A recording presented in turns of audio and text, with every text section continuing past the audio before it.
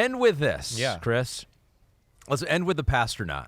Joshua Dobbs will be an astronaut one day. Who knows? I don't know. He could go to the moon.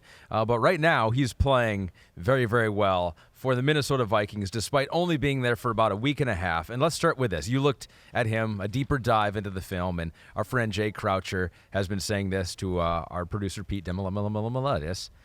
He goes, is Joshua Dobbs the NFL version of Linsanity? So Jeremy Lin, back in the day, if you're too young, maybe you don't even remember this now, but what was it, like 10 years ago now? Yeah, I guess I'm saying 15 years ago. There. Yeah. Jeremy Lin took the basketball world by storm, was playing for the Knicks. New York Knicks was scoring all of a sudden 30 points a game. They were featuring him. Like, he was just making it rain. This guy was like just a bench dude. He was a bench dude. Yeah, 2012, so 11 years ago. And now he's like, he's a superstar. Right.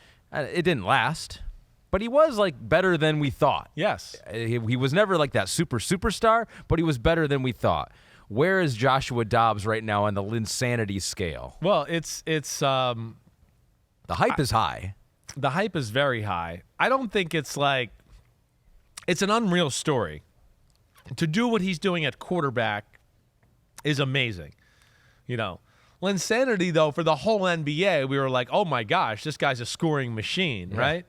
You know, with Dobbs, hey, it was a good game last week, but I'm not going to sit there. I'm blown away because, hey, he's only been there for a few weeks, and he ran the offense that great and was comfortable and made some plays and did all that. But I'm not coming away going, man, these last 2 weeks, Dobbs is definitely one of the best quarterbacks in football, right? I feel like Linsanity was like, there was a time there where we were like, damn, is this real? Like, is he really just going to hit 35-footers and like on a consistent basis all the time, big moments, whatever, right? So there's some semblance there. And, of course, it's the hottest story in the sport. I get that, right? So it's really cool. They run and do things the right way in Minnesota. One, like, I think here, if we're going to break it down, here's the big thing. Yeah. He's bigger than people think, right? His ability to move, as you watch this game, it's like it caught the Saints by surprise a little bit. I don't think the Saints realized how fast he was, that he was as big as he was. And then they came out with a game plan of, I want to be like, what were you guys thinking? You didn't think that they were going to run bootlegs with Josh Dobbs, like a basic beginner type of thing that all quarterback coaches and offensive coordinators do for a quarterback? So they got burned early on by some basic stuff where you're like, New Orleans, what are you defending or what are you thinking here? You know, but I do think his running, O'Connell's ability to game plan and get people open, his ability, of course, to see the field and make right decisions, which is really probably the best thing he does, you know, and then you couple that with a few quarterback design runs and the scrambles you go on with it, and a defense that we talked about earlier that is much better, it's leading to some successful things. Is it sustainable? I'm still not totally sure, because when the Saints adjusted and started to take away some of the basic things of the offense became hard in the second half for the Minnesota Vikings, right? And that's where I want to see where this goes. Yeah. But O'Connell's really awesome. Dobbs is good to digest it. O'Connell's offense is friendly for a beginner quarterback because of the play actions. He is good at the boots. And then the other thing I love about O'Connell's offense is his across-the-board reads, right? And what I mean by that, you've heard me say this, where like, teams, quarterbacks, offenses, they go, hey, if it's too deep, we'd like you to kind of play this side. If it's one deep, we kind of want you to play the other side of the field. And then defense gives you like these bastard looks where you're like, I'm not sure if that's too deep or one deep, right? It's kind of too deep, but they're not exactly even, so I'm not sure. Is it too deep? Is it one? What are we calling it here? And that adds to confusion. Of course, defensive coordinators know that too, and they play with quarterbacks and play callers' minds that way.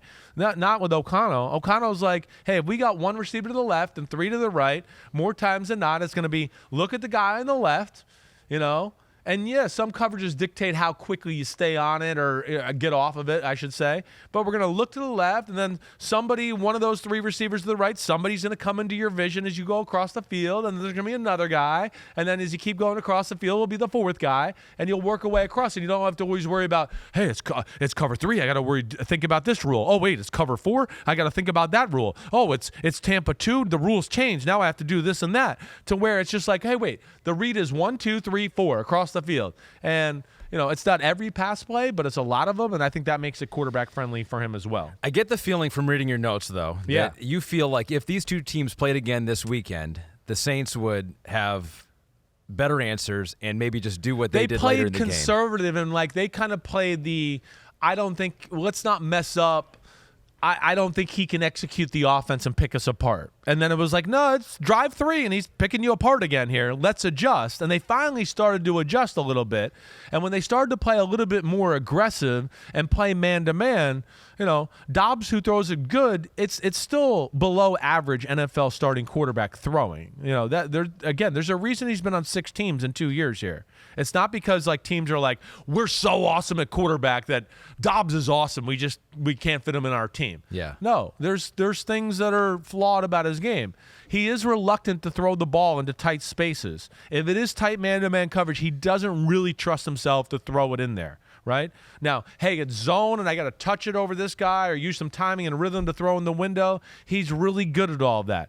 But when the Saints started to play a little bit more aggressively, with even disguises and man-to-man and all that, then the offense really sputtered there down the home stretch. You take away the bootlegs, the runs, the play actions, you make the Vikings a drop-back passing team. They're gonna have trouble. I got to see it to believe it, to sit here and go, oh, this will continue with this high-level success. It's awesome. Don't get me wrong. Yeah. Right? And I think they should add to the quarterback runs. That would be the next thing I would say to them. Now, it's dicey because you don't want to get them injured because you're like, oh, our back. But we've had enough of that. I know, right. But that is something that he could bring to the table that could be definitely a creative advantage for them. Two guys who pop to you, one on defense for the Saints, one on offense for the Vikings, and the names surprised me, more so the one on the Vikings. Alexander Mattison, this was his big year, no more Delvin Cook, and so it was going to be his time to shine.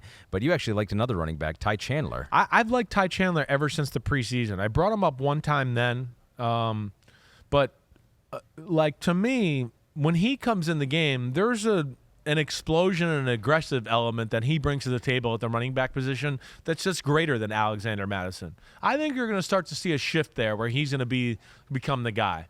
Alexander Madison's very good. Don't get me wrong. I'm certainly not trying to say he's bad, but there's a hunger and an angriness in how Chandler runs. And his ability to hit the hole, to me, jumps off the screen as compared to Madison. And I think that's the reason you saw him get the bulk of the carries in that game the other day. I think they realized, wait, he gets us a little more tough yards. There's no nonsense running with him. And I think you're going to start to see them feature him more and more. And what about the corner for the Saints, Paulson Adebo?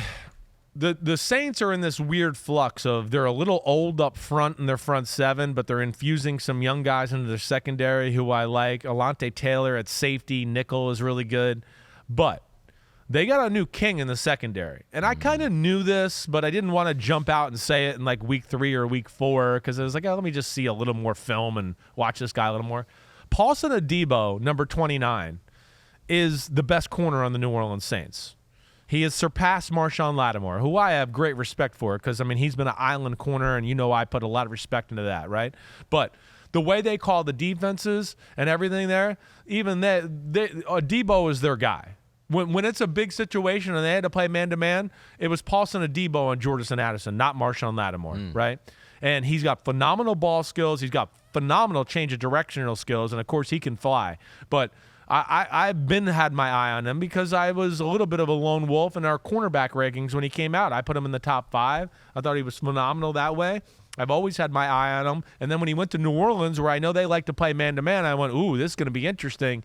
And to me, he's one of the best corners in football. And I don't know what his PFF ranking is or whatever else. He's put in a lot of tough situations. Makes plays on the ball, gets interceptions, and he can cover some guys for real. He really jumped off the screen to me. And Marshawn Lattimore is going to be out for a bit here. He's hurt, or I don't know exactly what the situation is there. Right. Pete, do you know there? I'm not sure. He's red in my depth chart here. So, yeah, they're going to need Paulson Adebo. Lean on him even more, perhaps. Vikings at Denver on Sunday Night Football. Will the Dobbsanity continue? It's going to be interesting. The Denver defense has gotten better. I do think Russell Wilson and Sean Payton have finally hit the cohesive point of their marriage here. Russell Wilson looked damn good the other night. I don't care what the stats were. If you look at it, what was there to be had, the quickness of his decisions, the moving, the playmaking, his play, as Troy Aikman said at the end of the game, was way better than the stats would say. Every big moment or whenever they needed it, he was pretty damn good. I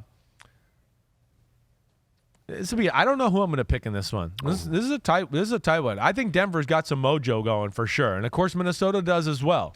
And Flores versus Sean Payton is going to be an interesting matchup. And the other thing that I didn't add to it is with the Dobbs thing, where they never waste a play. I think you might have saw that in my notes with O'Connell. It's just that every play they run, I go, well, that's the right play to run against that defense. Oh, that's the right pass to throw against with that defense. I mean, so they always are schematically in the right situation. Now, you got to go out and execute it. I know all of that, but I never come away with a play and go, why would you even waste your time trying to run that play into that look? There is no way that could work any day of the week or twice on Sunday.